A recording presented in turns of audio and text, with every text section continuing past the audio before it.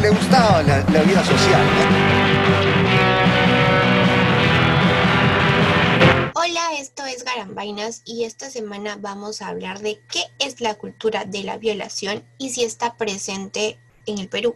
Todo esto a raíz de un caso de esta joven de 21 años que denunció haber sido víctima de una violación colectiva por 5 sujetos tras una reunión social el último 18 de octubre en Surco. A la hora 22 se retiraron estas dos chicas y se quedó ella con los 5 amigos que son amigos de ella. Estos 5 sujetos acusados de violación sexual son Sebastián Ceballos Sanguinetti, Diego Arroyo Elías, José Arequipeño Vizcarra, Manuel Vela Farge y Andrés Pazardi San Sebastián. Ellos fueron detenidos y durante la semana se desarrolló una audiencia para atender el pedido de la Fiscalía. La Fiscalía ha estado solicitando 9 meses de prisión preventiva en contra de ellos y finalmente se dio. Ellos tras las rejas van a tener que esperar los resultados de esta investigación, que además tras el informe legal por el que pasó esta joven se determinó que sí, efectivamente tenía lesiones graves y que además en su sangre había sido reconocida una sustancia, la benzodiazepina, que es una especie de droga. En el transcurso de la semana, entre que se detuvieron a los acusados hasta el día que se celebró la audiencia, ocurrieron 3 hechos importantes. Primero, el abogado de uno de los implicados en este caso, al defender a los patrocinados, dijo lo siguiente. La señorita es eventualmente una persona que, digamos, que le gustaba la vida social, ¿no? No podría decir más. A raíz de esto es que la indignación aumenta. Y además que el Comité de Ética del Colegio de Abogados de Lima abrió una investigación por este dicho despectivo hacia la víctima. Esta investigación va a ser remitida a la Junta Directiva y luego el Consejo de Ética es el que tomará una determinación con respecto al proceder de este abogado. También el presidente Martín Vizcarra se pronunció en su habitual conferencia de prensa. Imperdonable. Como ciudadano, expreso mi profundo rechazo a este condenable hecho. En todo este contexto se supo que como que de agosto a ahora octubre ocurrieron ya 4 violaciones colectivas, incluyendo la de Surco. Primero, una el 28 de agosto en Ayacucho, que fue denunciado el 2 de septiembre. Una mujer de 49 años fue violada por 3 hombres. Después, el 27 de septiembre en Cusco, una mujer de 59 años denunció haber sido agredida sexualmente por 4 hombres.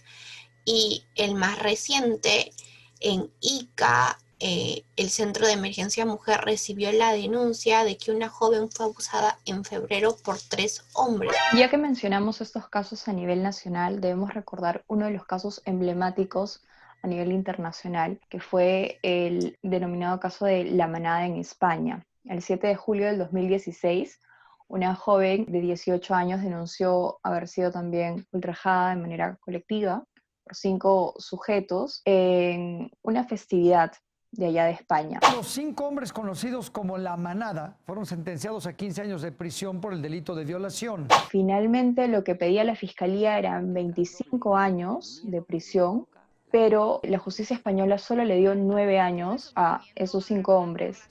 Luego ya el Tribunal Supremo determinó que subiera la condena a 15 años, pero para esto tuvo que pasar 3 años. Es decir, la víctima tuvo que estar expuesta a que la juzgaran y todo esto por 3 años para obtener justicia. Lo que alegaban los 5 acusados es que la joven nunca dijo no al ataque. Ellos entendieron que como no había dicho que no, pues era consentido, ¿no? Todo esto nos muestra que estamos en una sociedad machista. Estos ataques hacia las mujeres en el Perú son prueba de ello. Además, un ranking que volvió a compartirse en redes sociales estos días muestra que Lima está entre las 5 ciudades más peligrosas del mundo para las mujeres. Y una parte fundamental de esta sociedad machista en la que vivimos es la cultura de la violación. ¿Qué es lo que es esto? una determinada forma de ver y entender, por ejemplo, la violencia o la violación sexual, ¿no? Es normalizar la violencia sexual, minimizarla, ignorarla, juzgar a la víctima en lugar de señalar al culpable. Tiene que ver también con digamos, un término que se originó en la década de 1970 con la segunda ola feminista.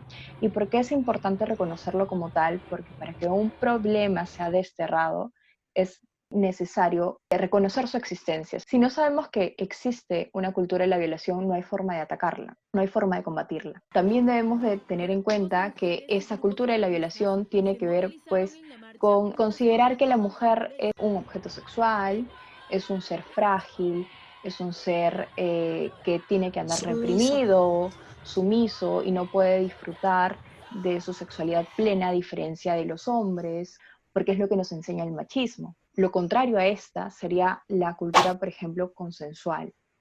Esto tiene que ver con el consentimiento en diferentes situaciones, en besos, en sexo, para, no sé, para piropos y estas cosas. Si no hay consentimiento, entonces pues uno se aleja, no hay nada. Pero la cultura de la violación lo que nos enseña es que si no me dicen que no, entonces si hay silencio, eso quiere decir que sí. No, no se equivoquen.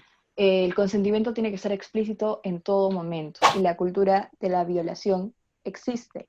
Y lo hemos visto, por ejemplo, en este caso de la joven de Surco, porque los comentarios han sido realmente increíbles.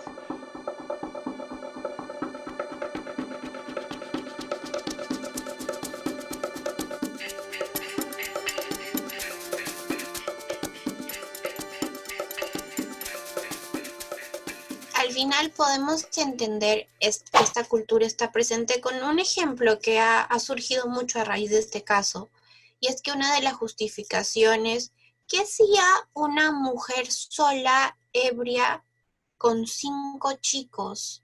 ¿Por qué? Si ya sabía lo que se exponía, si ya saben cómo son los chicos.